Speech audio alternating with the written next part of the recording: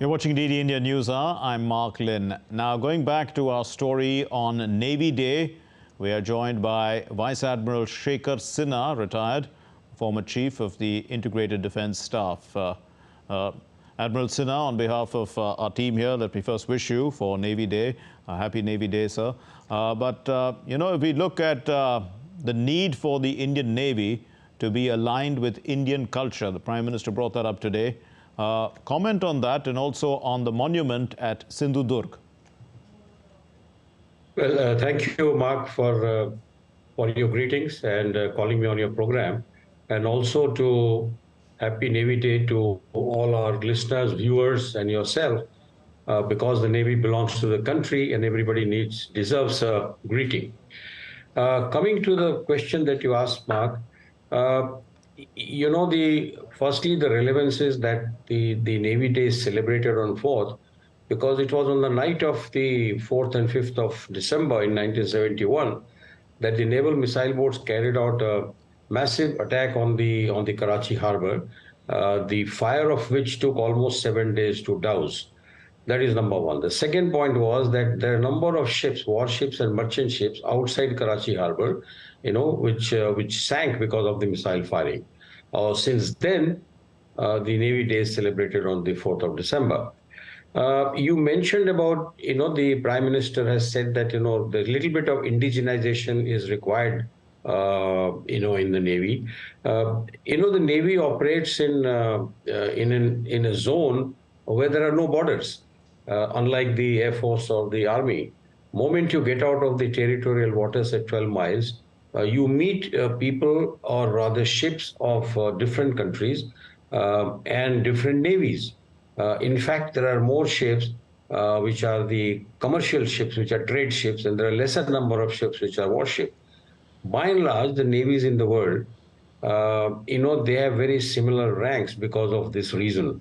But the Prime Minister has made a good point that gradually we should come back to our Indian culture and Indian ethos and rename the ranks. They will start with for the troops below officers' rank first, and then probably little changes in the officers' rank. But the point is that we shouldn't get too much worried, because the Coast Guard, below officers' rank, they already have very nomenclatures are very Indian. For example, a petty officer or a chief petty officer is called the Adhikari and Pradhan Adhikari, and the Master Chief is called the Pramukh Pradhan Adhikari. So I'm sure that Navy people are working on this, and gradually they will find. Initially, our sailors and officers may find it a little difficult, but we have bilingual, process in which the bilingual, it will be mentioned on the name tallies, and therefore I think that there should not be very much problem. But as you know, teething troubles are always there. Okay. So that is number one. Coming to Sindhudurg, the Shivaji statue which has been unveiled by the Honorable Prime Minister. Shivaji in 16th, 17th century, he built this fort, and it was his, sort of holding ground for his army, and supported by the Navy. He had a very strong naval force. And this is from where he fought the Dutch, he fought the Portuguese, and he fought the English, and he fought very well. So he wants to go back to history and give this place the historical importance that it deserves. And therefore, that statue has been built there, which has been unveiled. Mark. Indeed. Admiral Sinha, if we look at Indianness also from the point of view, it points to Atmanirbharta and self-reliance. And we can see that the Navy has been self-reliant to a large extent. Shipbuilding, submarine capabilities. We are a builder's Navy, isn't it? And not a buyer's Navy.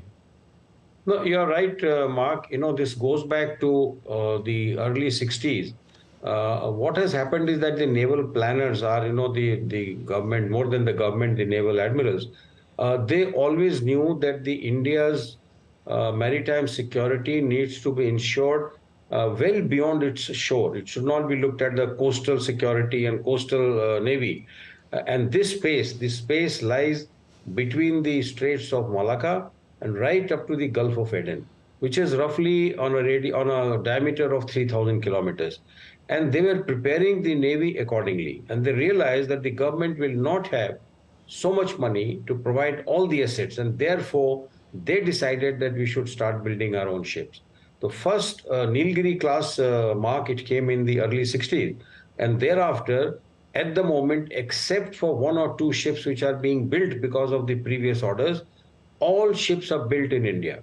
Every Yes. ship is built in India, and therefore we are really completely Atmanirbhar, including the aircraft carrier. Last year, Mark, you brought this issue on your program once. Yes. And, there is nothing that we don't make. The submarine we have started building, we just made under license or in collaboration with the French, we made those 5 Scorpion submarines. And there is a talk of making 75 India, or maybe it is called Project 76. So that's going to happen. So the Indianness is going to be much more. The nuclear submarines we built before we built the diesel submarine. So we are quite self-sufficient. We are Absolutely. quite Atmanirbhar on the nuclear submarine, which carries nuclear weapons. Mark. Admiral Sinha, also the purpose of the Navy is to deter, to defeat threats or aggression.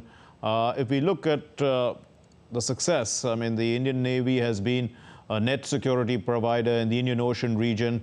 How has the Navy been operating with friendly forces in the region? You talked about as soon as we go out of our territorial waters, then, we need to operate with other forces as well. A good question, Mark. I think it's a very good question. Because if you look at this very vast area, it may never be possible for one country alone to look at the maritime security.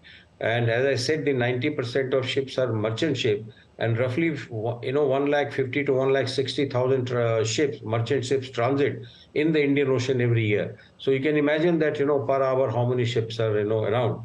And to protect it from, non-traditional threats like piracy, like pollution, like, what shall I say, hijacking, so many things you see this happening, narcotics trade, human trafficking, all these have to be sort of, protected with.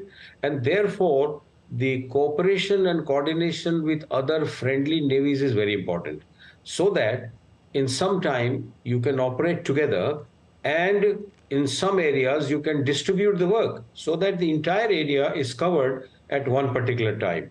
And therefore, in Navy, the cooperation issue, becomes a very, very important thing. And we are cooperating with very large number of navies. In the Indian Ocean, there are smaller navies, but we do cooperate with them: Sri Lanka, Bangladesh, the Gulf navies. But out of the bigger powers, we have bilateral agreements with US, with the French, with the Russians, with the British, with the Germans. And whenever these ships are here, we exercise together so that we follow the same standard operating procedure, so Right. that we increase the interoperability. Let's say my anti-submarine aircraft should be able to detect their submarines, and vice versa.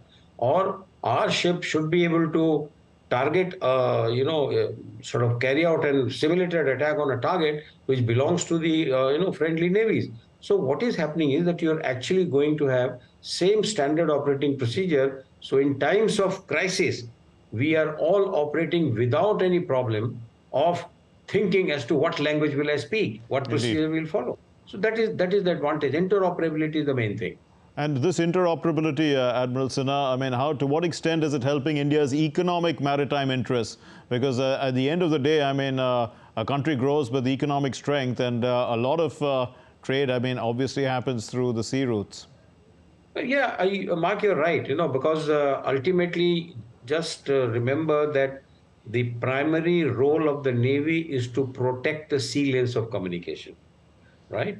And therefore, as far as the talking to merchant ships is concerned, the International Maritime Organization has got some common frequencies, common communication channels, where all merchant ships are supposed to be, the communicating with any ship, whether it is a merchant ship or a warship.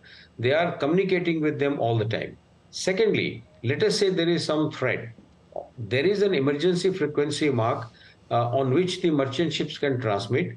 it is picked up by the satellites which cover the entire Indian Ocean region, and I dare say by and large entire Indo-Pacific, because that part is being now tied up.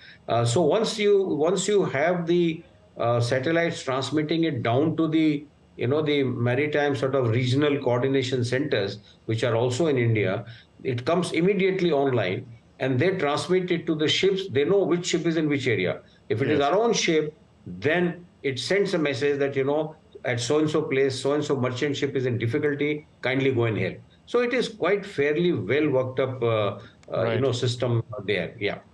Admiral Sinha, final question for all the young people wanting to join the Navy, both young men and women. What would you advise them?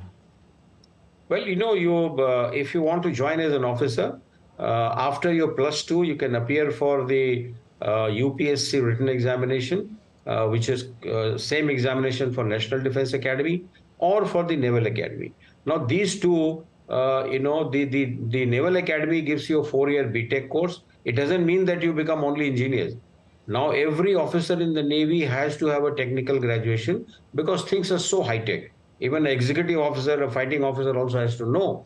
So that is one. Second, if you go to NDA, then you get an MSc degree there, in nautical science, and later on you can develop it. You can make it BTech when you come back to the Navy. So this is two. Thirdly, there is a university entry scheme also. There is a direct entry through university, particularly in the engineering and electrical engineering branch. So there is a lot of scope. Yes, there will be UPSC exam. Yes, there will be service selection board. You have to be physically, mentally very fit. Those examinations are, yes, I agree, they're a little bit tough, but you have so many opportunities in life that it gives you a very good career and many avenues to grow, to shape yourself as a good human being. There are sports, there are adventures. You can see on the screen our paratroopers are coming down. These are all part of it can be done as an adventure sport as well. We'll leave it there. Thank you very much, Vice Admiral Shekhar Sinha, retired former Chief of Integrated Defence Staff. Thank you for talking to us about the Indian Navy on Navy Day. Thank you, Mark. Thank you very much. Now, moving on, a 3-day Global Technology Summit is being organized in New Delhi to